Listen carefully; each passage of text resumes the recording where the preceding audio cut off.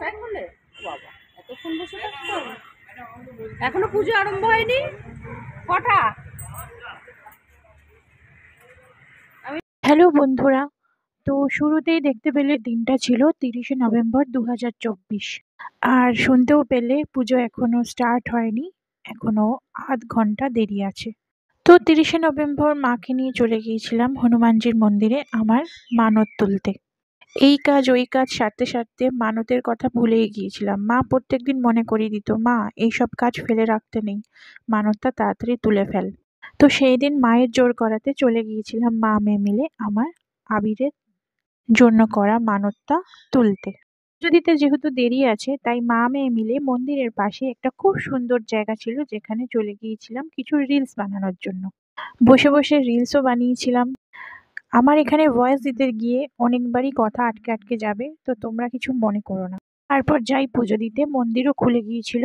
খুব সুন্দরভাবে আমরা পুজো দিই, হাতে দুজনে ধাগাও বাঁধি, যেই ধাগা আমার এখনো হাতে রয়েছে। পুজো দেওয়ার পরে কোনো ভিডিও বানাইনি, সোজা বাড়ি চলে এসেছিলাম দুইজনে। আর আজকে হচ্ছে 1 ডিসেম্বর, আবিরকে নিয়ে সকালবেলা যাচ্ছিলাম স্পিচ ক্লাসে। তো রিলস বানানোর পর মার সাথে পুজো দিই। কখনো ভাবিনি যে এই রিলসটাই মার সাথে হবে শেষ বানানো ভিডিও, আর শেষ মন্দিরে এসে পুজো দেওয়া। তবে একটা কথা কি জানো তো, মন্দিরে পুজো দেওয়ার পরে নিজের শরীরটা হয়তো একটা ভার ভার জিনিসটা, সেই জিনিসটা কেটে যায়, কিন্তু কোথাও যেন আমার মনে হচ্ছিল কোথায় একটা ভয় কাজ করছে, কিছু একটা হারানোর ভয়, কিছু একটা চলে যাওয়ার ভয়। তবে মা আমাকে মন্দিরে দাঁড়িয়ে একটু জানান দিয়েছিল। মার একটা কথা আমার আজও মনে পড়ে। মা, দেখবি মা আমাকে মা মা করে ডাকে, আমার বাবিও আমাকে মা মা বলে বলে। আমাদের 2025 খুব ভালো যাবে, তোরও আমারও। ভিডিওটা তোমরা আগেই আমার চ্যানেলে দেখে নিয়েছো। এই ভিডিওটা যেই দিন বানিয়েছিলাম সেই দিন হলো 28শে নভেম্বর, না সরি 29শে নভেম্বর। আর 30শে নভেম্বর আমরা পুজো দিতে গিয়েছিলাম। যেহেতু ভিডিওটা একটু মাকে দিয়ে স্টার্ট করবো ভেবেছিলাম, তাই 30শে নভেম্বরের ভিডিও আগে দিয়েছি আর 29শে নভেম্বরের ভিডিও পরে দিচ্ছি। তো আজ ছিল আমার বোনের ম্যারেজ অ্যানিভার্সারি। 1 বছর পূর্ণ হয়েছিল বোনের। আমরা সেই পার্টিতেই গিয়েছিলাম। পার্টিতে আসার আগে একটা রিলস বানিয়ে নিয়েছিলাম।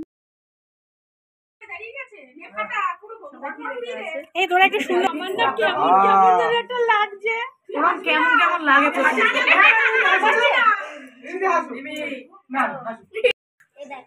Ready ready Remi, happy anniversary. আসছে বছর আবার হবে।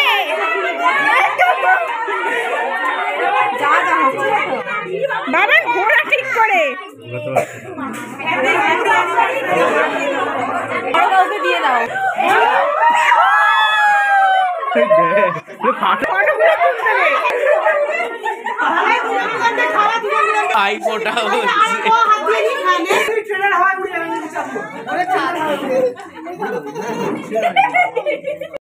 করার পরে সবার সাথে আমি একটু ফটো তুলছিলাম, তার সাথে ব্লগটাও করছিলাম।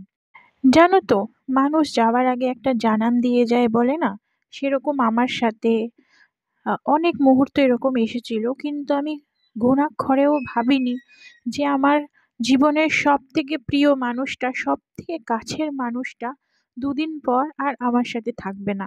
সেরকমটা বোনের অ্যানিভার্সারির দিনও ঘটেছিল। প্রত্যেকটা মানুষ সেটা ফিল করেছে। আমার মা ফটো তুলতে, রিলস বানাতে খুবই পছন্দ করে ঠিকই, কিন্তু সেই দিন জানি না কেন মা সবার হাত টেনে টেনে সবার সাথে ফটো তুলেছে। মায়ের ফোন যখন আমি দেখছিলাম, সব ফটোগুলো চোখের সামনে ভাসছিল আর মায়ের কথাগুলোও কানে বাজছিল। আয় না আয়, একটা ফটো তুলি, 2 দিন পর তো নাও থাকতে পারি, এই ফটোগুলোই রয়ে যাবে। আজ আমি 1-1.5 মাসের মাথায় এই ভিডিওটা এডিটিং করতে বসেছি। মনে অনেকটা জোর এসে গেছে বন্ধুরা, চোখ ছলছল করে, কথা আটকে যায়। নিজেকে সামলে নিই, কারণ সামলানোর মানুষটাই তো আর নেই। ফোন করে খোঁজ নেওয়ার মতন মানুষটাই আর নেই। সারাদিনে খুব কম ফোন বাজে আমার। আবিরের কোনো দরকার থাকলে বান্ধবীদের সাথে, আর তাছাড়া 1-2টো ফোন, আর না হলে সারা দিনে 3-4 বার ফোন আসবেই একটা মানুষের, সেটা হলো মা। কি করছিস মা? খেয়েছিস? দাদুভাই খেয়েছে? আবিরকে মারিসনি তো? পড়েছে? আর কতই না খোঁজ নেওয়া, সেই খোঁজগুলো আর কোনোদিনই কেউ নেবে না।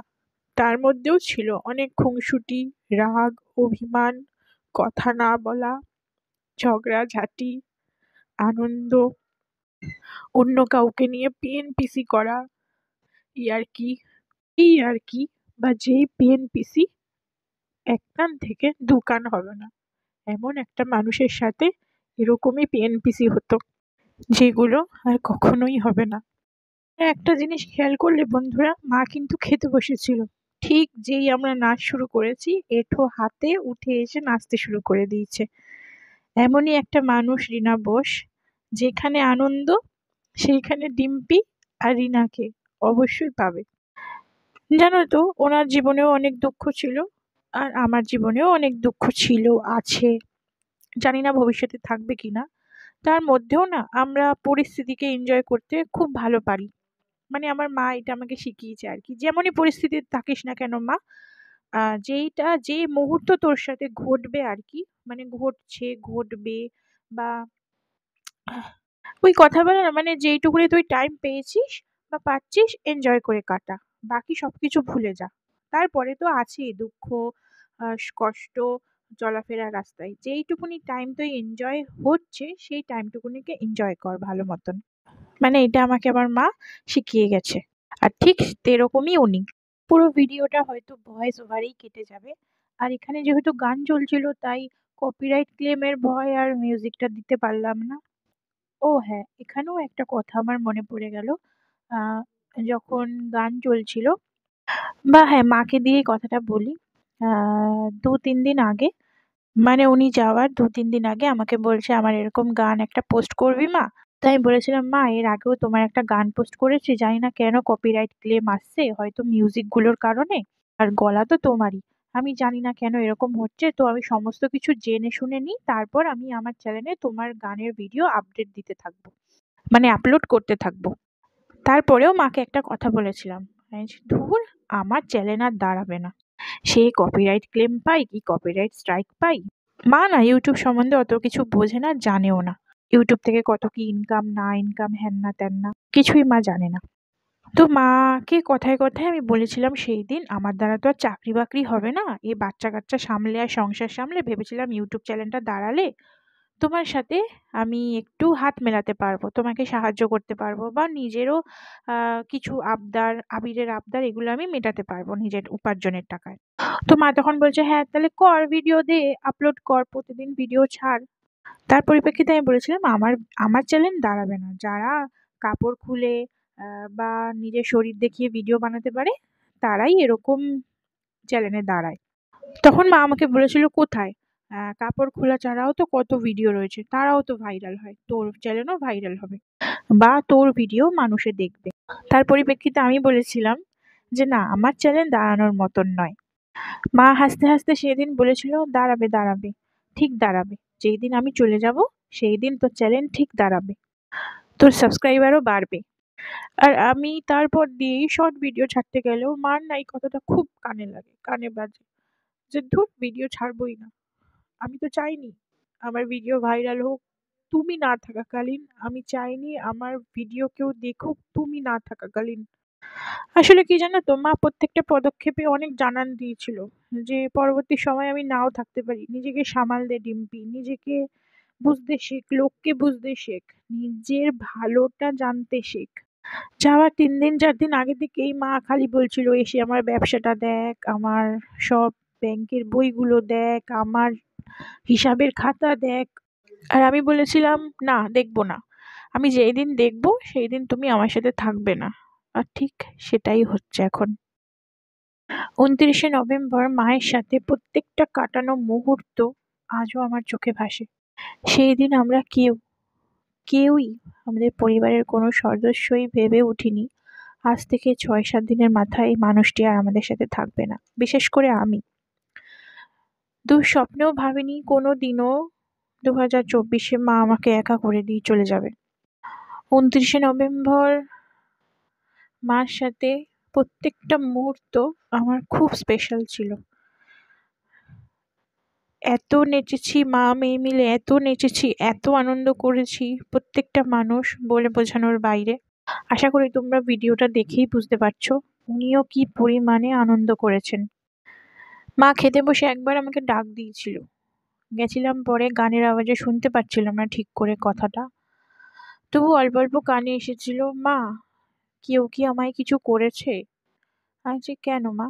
বলে, শত আনন্দের মধ্যেও আমার খুব মন খারাপ লাগে, শত আনন্দের মধ্যেও কোনো ভয় কাজ করে, শত আনন্দের মধ্যেও আমার কোনো কিছু ভালো লাগে না। আমি বলছি, কি বলছো এসব ভুলভাল? তখন বলছে, না মা, যাই খাচ্ছি খিদে পাচ্ছে, অনেক অনেক খাচ্ছি, কিন্তু যাই খাচ্ছি ভীষণ তেতো লাগছে মুখে, কেউ কি আমায় কিছু করেছে? এরকম অনেক কথা যেগুলো তোমাদের সাথে পরে না হয় পরের ভিডিওতে শেয়ার করব। তবে একটা কথাই ভিডিওতে বলতে চাই, যদি আমার ভিডিও আপনি দেখে থাকেন, আপনি বলতেও আমার ঘৃণা করে, তুই তো তুই তাকারি করলে হয়তো কাজে যেত। আর আপনারা দুইজন আমার মায়ের সাথে যেই নোংরামি, যেই মেন্টালিটি নিয়ে বাজে ব্যবহারগুলো করেছেন, উপরে যদি ভগবান থেকে থাকে এর শেষ বিচার আপনারা ঠিক পাবেন। মায়ের তখন ওই কথাটা শুনে হয়তো আমি বলেছিলাম, ভুলভাল কম বকে খাবারে ফোকাস করো। তো আর কি, মা হয়তো কিছুটা আঁচ করেছিল যে কদিন বাদে বা মায়ের ডাক চলে এসেছে আর কি, যার জন্য এই সমস্ত কথা মা আমাকে বলছিল। তবে যাওয়ার আগে মা অনেকটাই দুঃখ কষ্ট নিয়ে মা গিয়েছে, অনেক কথাই আছে তোমাদের সাথে শেয়ার করব। আর বোনের অনুষ্ঠানের পরের দিন সকালবেলা আমরা ঘুম থেকে উঠে আবির তো দেখতেই পেলে সমস্ত গিফট খুলে বসেছিল আর কি, কি কি গিফট পেয়েছে বোন সমস্ত কিছুই দেখছিল আবির বসে বসে। বোনের বাড়ি থেকে দুপুরবেলা খাওয়া দাওয়া করে সন্ধ্যাবেলা চলে এসেছিলাম আমার শ্বশুর বাড়িতে। আজ মামি শাশুড়ির বাড়িতে রাত্রিবেলা পিকনিক আছে।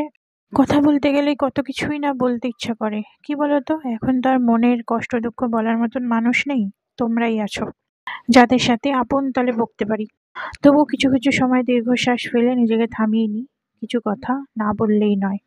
আজ আরেকটা কথাও মনে পড়ছে, মাকে শেষবারের মতন বলেছিলাম 6ই ডিসেম্বর থেকে আবিরের পরীক্ষা শুরু হচ্ছে, তুই যদি এবার জ্বালাস না আমি তোকে দেখতেও যাব না। কারণটা বলি, কারণ আগে 2023-এ আমার বোনের বিয়ে হয় আর বৌভাত ছিল 29শে নভেম্বর। আমার মা অসুস্থ হয়েছিল 30শে নভেম্বর। টানা 10-15 দিনের মতন মা আইসিইউতে ভর্তি ছিল। ঠিক আগের বছর 2024-এ 30শে নভেম্বর মাকে নিয়ে পুজো দিতে যাই আর মাকে জিজ্ঞাসা করি, আজকের দিনটা তোমার মনে আছে মা? বললো, না মা, বল কি দিন? আমি বললাম, আজকের দিনে তোমাকে জমদুয়ার থেকে ফেরত এনেছিলাম। বললো, হ্যাঁ, আজকের দিনেই আমাকে হসপিটালে ভর্তি করিয়েছিলি আর আমি কিছুটা সুস্থ হয়েছিলাম। তো তখন বললাম, হ্যাঁ, ঠিক 1 বছর আগে তুমি অসুস্থ হয়েছিলে, আজ সেই দিন। তো মা মন্দিরে দাঁড়িয়ে একটা কথা বলেছিল, হ্যাঁ মা, দেখিস আমাদের 2025 খুব ভালো যাবে। আর এই কথাটাই আমার মাথায় গেঁথে গেছে। মন্দিরে দাঁড়িয়ে এই কথাটাই মায়ের বলা বারবার আমার মনে পড়ে। তাই মাকে বলেছিলাম যে তুই যদি আমাকে এই বছর জ্বালাস না তোকে দেখতেও যাব না। তার পরিপ্রেক্ষিতে মা বলেছিল, না মা, জ্বালাবো না, দেখিস একদম জ্বালাবো না। সত্যি জ্বালাইনি, শুধু একটা ফোন করেছিল, বলেছিল মা খুব শরীর খারাপ লাগছে মা, আসবি? ঠিক যেতে যেতে 5-10 মিনিটেই সব শেষ, সমস্ত কিছু শেষ করে দিয়ে চলে যায়, একটুও জ্বালাইনি মা, একটুও দৌড়াদৌড়ি করার সুযোগ পর্যন্ত দেয়নি।